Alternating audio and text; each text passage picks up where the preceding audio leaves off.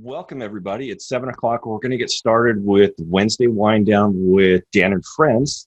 Tonight, I've got Karen Landis on, and we're going to be talking about the Lost Coast Trail. Hey. Karen, tell us a little bit about what you're doing these days, and give us a little tiny taste of what we're going to talk about tonight.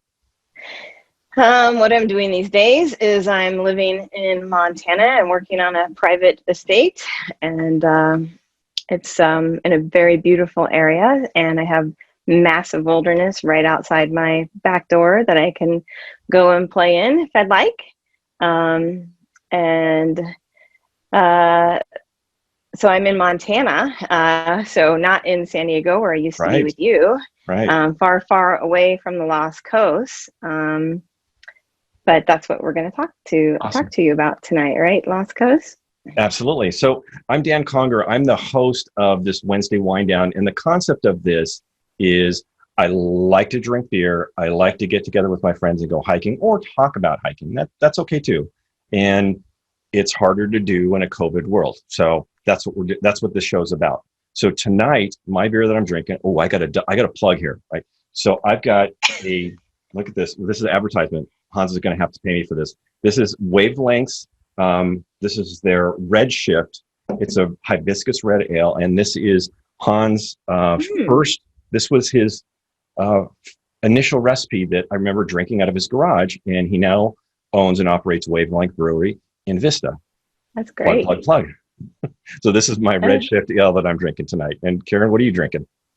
I am representing Montana with a Barley Ridge Nut Brown Ale from Bitterroot Brewing. Bitterroot Brewing, okay, and nice. It's brewed to remove gluten for the gluten-free folks. It's a little dark, nutty, and it's delicious. A little caramel taste to it. Awesome, that's cool. I really like it.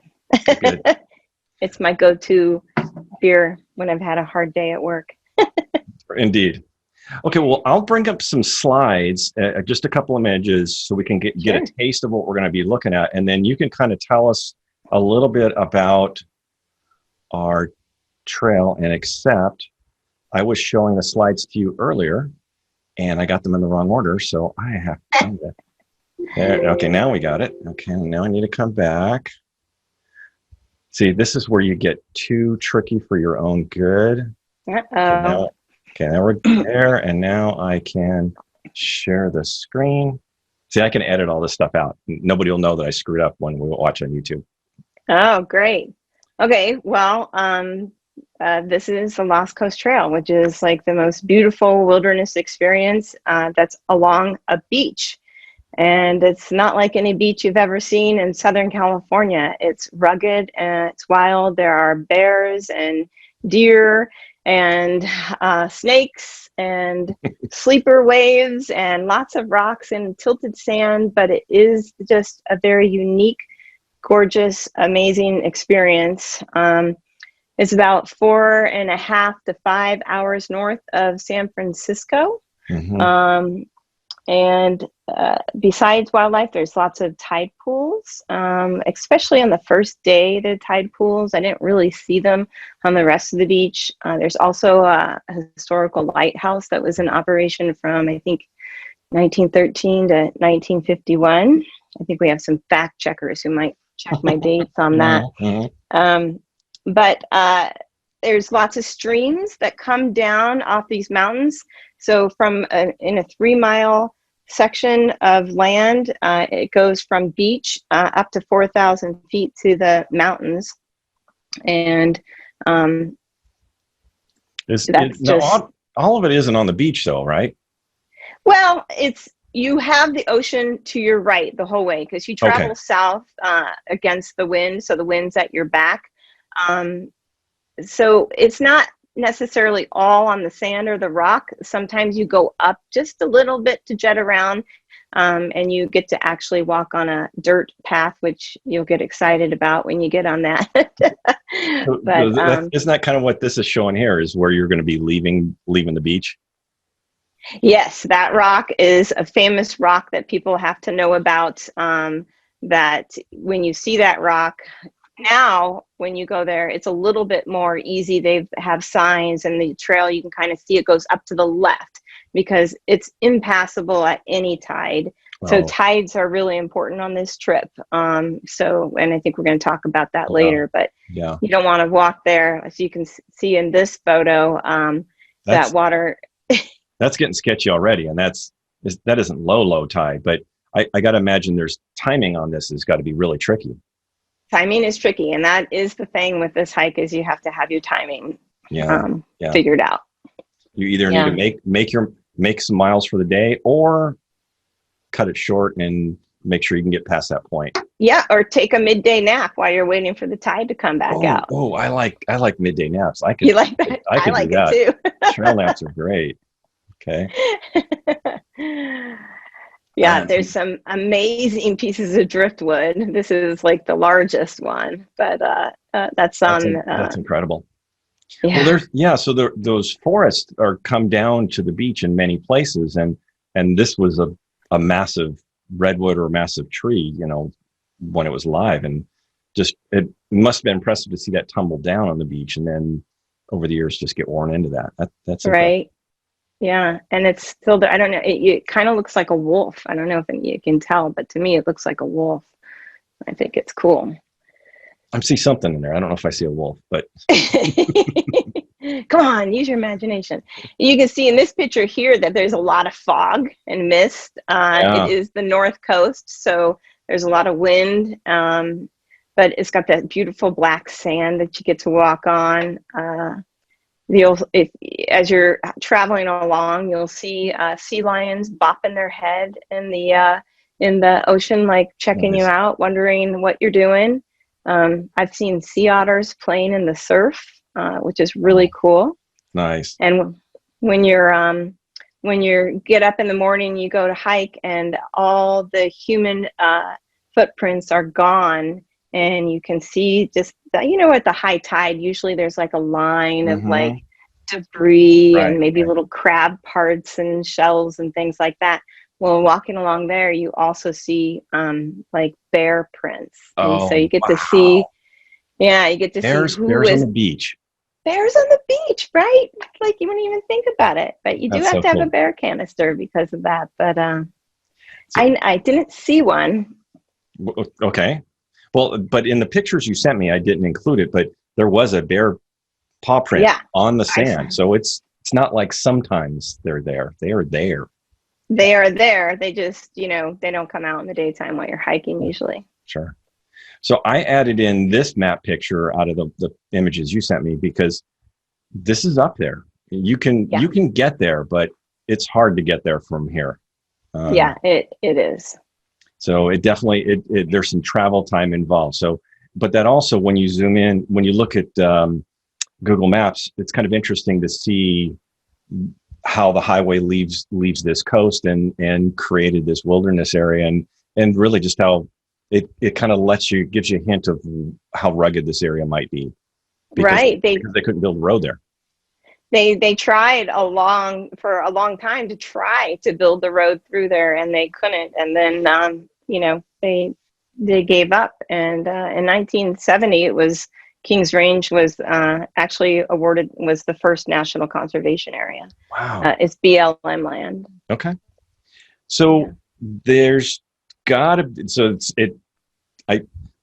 I didn't have enough time to include all the images because there's just some wonderful images. There's some great, lots of really good resources online, very inspiring. And this is on my bucket list of things places to go, but there's definitely some, I don't know, hoops or tape that you need to take care of before you can go. Sure. So let's talk about some of those things that you need to do. So I think that first one on our list was permits.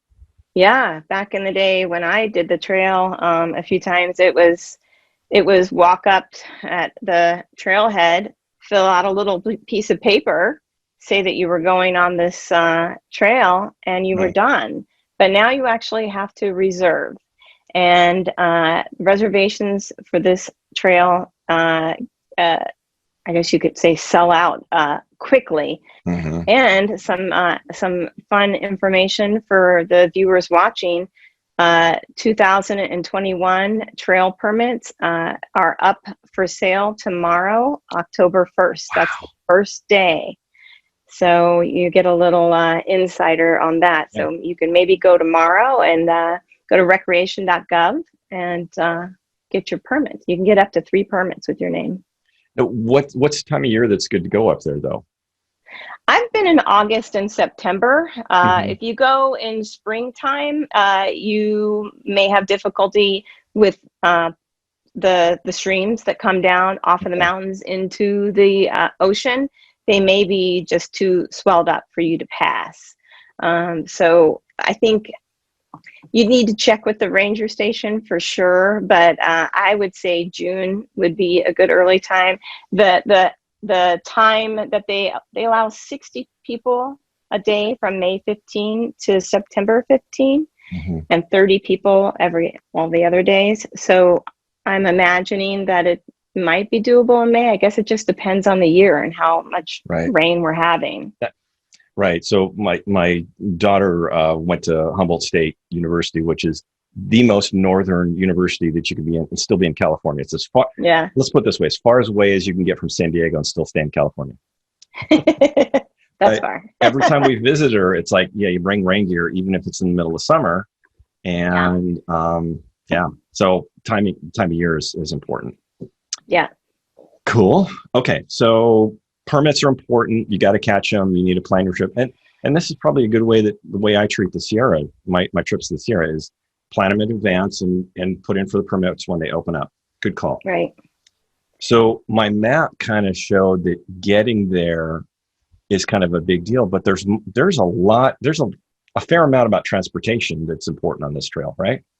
Right. It's not just getting there. So you're about, I said like 5 hours from San Francisco to get to Garberville, and then you make a turn west going to Shelter Cove, because you actually will park your car at the end of the 25 miles, which is Shelter Cove, Black Sands Beach. And before you ever leave, like once you get your permit, you might want to call one of the shuttle services that are available right now. It looks like Lost Coast Adventures is the shuttle service that's working. Lost Coast Shuttle was the one that I always used, but their website's down, so I'm not sure if they're operational. Okay. It might be a COVID thing too. Yeah, it's $85 a person for the shuttle, plus tip for your driver, and then it's not just they're going to take you 25 miles up. If you're going by, not by beach, but by mountain, it's 50 miles, and it's on curvy mountain roads. So it's 25 miles this way, but they need to go and then over back down. Yeah, right. Okay. It takes a couple hours, so you need to, put all those factors into your equation for. I think I told you the first night I did it one time. I stayed at Mattole Campground right there at the trailhead and got an early morning start. The next time I did it, I started in the afternoon. So I did 2 full days on the trail, an afternoon to start, and then a morning for the last day. Okay, good. You said, and it takes a while to get there. Okay, so transportation, not to be trifled with. Now, maybe some amongst us has a really good friend that might drive us from point A to point B. I don't know if there's a sucker that might. Dave. Sorry. Someone who wants to hike north with the wind in their face the entire way. Because I've done Grand Canyon rim to rim, and getting from point A to point B is very similar to this, right? Because getting around is a big old deal. It's probably even a longer drive, and people have traded car keys. Like these people are going north and these are going south. They trade keys and they swap cars and switch them back. But the wind in the face, it could be kind of a drag, especially if it's misty or raining. Nobody likes that. Yeah, and it is strong wind. So your rain gear is good for the mist and the rain, but it's also good for the wind out there, because it'll get to you after a while if you're not doing something about it. Especially if you're from a hot, dry climate like I am. We had 102 here in San Diego today, so inland anyway. Okay, so there's probably some things to watch out for, some things to be be cautious of, or there's probably maybe some trail dangers? I'm guessing.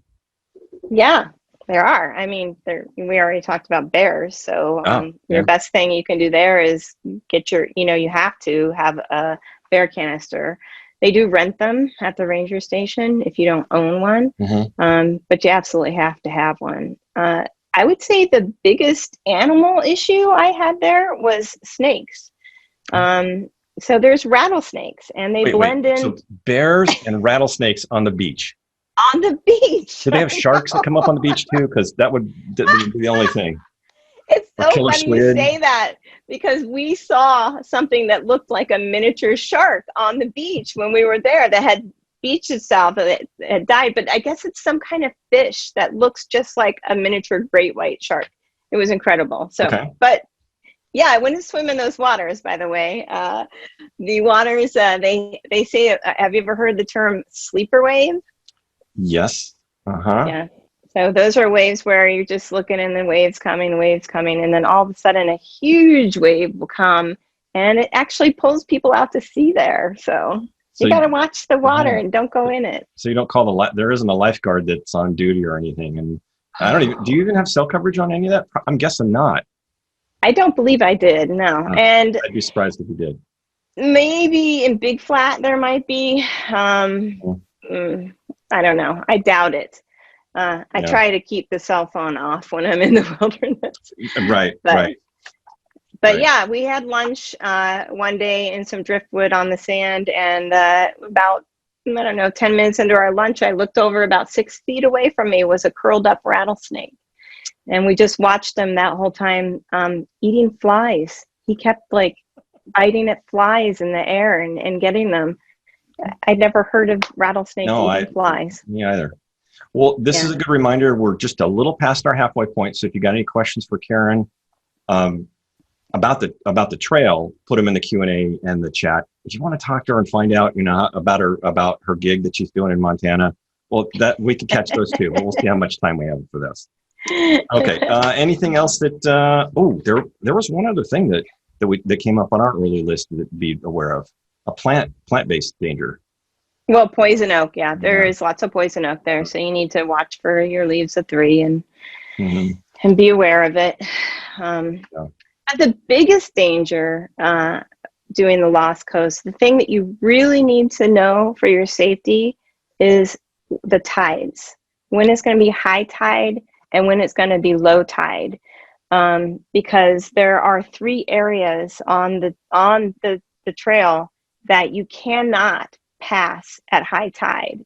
And if you're looking at that area and you're going, it doesn't look so bad, but the tide's coming in, you could get yourself trapped and seriously get yourself killed. So you have to get a tide chart. Some people actually plan their trip by looking at the tides for Shelter Cove in that area and figure out when it's going to be lowest tide.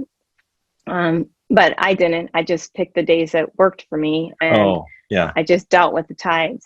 So there's a place called Punta Gorda that's about 2.5 miles in, and that is just a little thing you have to get around. But then there's 2 4-mile stretches, one from Sea Lion Gulch to Randall Creek, and the other one from Miller Flat after Miller Flat to Gitchell Creek. And my last hike, we got to the end of Miller Flat, and it was still high tide, but the tide was going out. So we kind of just sat there and waited and had our trail nap and just waited until we could tell that it was, going down further and further and further. Right. So we weren't going to get pummeled by any waves. Right. But even then you can't mess around on those pinch points, because if a sleeper wave came in, you've got nowhere to go. So exactly. I could see timing on that being really critical. Yeah, absolutely. It is. It's best to travel as the tide is going out, back to low tide, not as the tide's coming in. It's usually 6 hours between. Right. Because there's 2 high tides and 2 low tides. Yeah. Every 24 hours. My only experience on that has been tide pools in San Diego. It's there's a couple really good tide pools in La Jolla. Yeah. And if you wait till the tide's going out, it's safe. If it's coming in, you got to be quick and cross your fingers.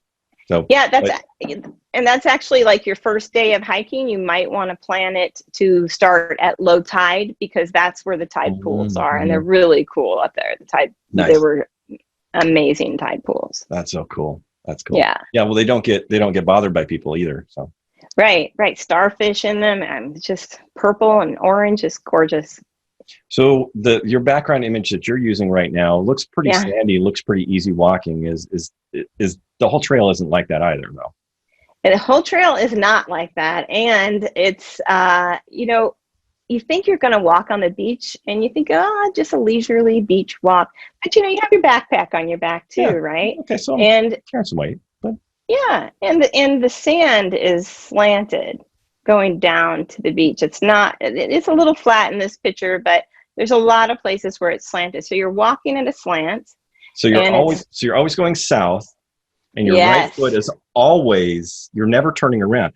Okay, that would get a yeah, little annoying after six to yeah. 8 hours, 16 hours. Okay. Okay. Yeah, so hiking poles are great to help with that. And then there's rocks. So you get rocks from pebbles to 2-foot boulders, and you're walking around them, on them, over them. And then the times when you're up on like Spanish Flat, which is above the beach, and you're on the dirt trail, is a little bit like heaven. Hmm. Yeah, I As bet. far I as bet. walking. But you know what? It's so worth it for the experience and just the natural area that's just amazing. Okay. Cool. Good. Well, so couple questions and in both the Q&A and the chat. So I'm going to fire these Okay. at you. So Kevin asked, Wet my whistle. yeah, there you go. Perfect. Yes, I know because I realized you've been talking more and my beer's, way down there. Not So, fair, Dan. all right, that's why I'm the host. Host your own show. You can drink. Okay. Point taken. Kevin wanted to know what equipment. So I'm going to paraphrase that. Was there any special equipment or anything that was unique to this section that you thought was important? Well, Or now that you know, is there anything that you would do different as far as gear? Well, yeah, definitely hiking poles because Al brought his hiking poles and I didn't. Mhm. And you could definitely tell that was helping him on the uneven terrain. You want to bring your tent fly because it's going to be wet. In some of my pictures, I don't know if you posted one of those, but I have the fly on the outside of my pack because when we packed up in the morning, it'd still be wet. Mhm. So some way to attach your rain fly to the back of your pack. Okay. Bear canister you need to have, and your rain gear. Water filter, of course, for filtering out of the Mhm. beautiful streams. Yeah, Um, Mike asked a question about the mileage and trip length. So we'd already talked that it's about 25 miles, but we talked before everybody came on about how many days. So you've done it two different day lengths. yeah. So the first time I did it with someone who was Speedy Gonzalez and didn't want to deal with the waiting for the tides and stuff like that. So we did it in 2 days, and it's just too beautiful, precious, wonderful of an experience to do it that fast. Mhm. I mean, ideally you could do it in 3 days. Like I told you, I did it 2 full days and then 2 half days. But I would consider even doing it longer if you want to relax and enjoy this wild coast. It's certainly doable. I think if you spent more than 5 days here, it might be a little bit much. So Are there any connector trails that you could go or there are other areas you could explore? So, for example, if I decided to take a shorter day, could I go on a 3-mile day hike, or is it just pretty much the you absolutely can. Yeah, there's actually a few trails, and there's one. The major trail that people go down there is at Big Flat, and the surfers take that trail down to okay, surf on that beach. Yeah, okay, that'd yeah, be cool. Nice. yeah. Mike asked what the campsites are like. Oh, that's a great question. Yeah. So the campsites are mostly around all the creeks. Okay. So there's seven major creeks that the campsites are around.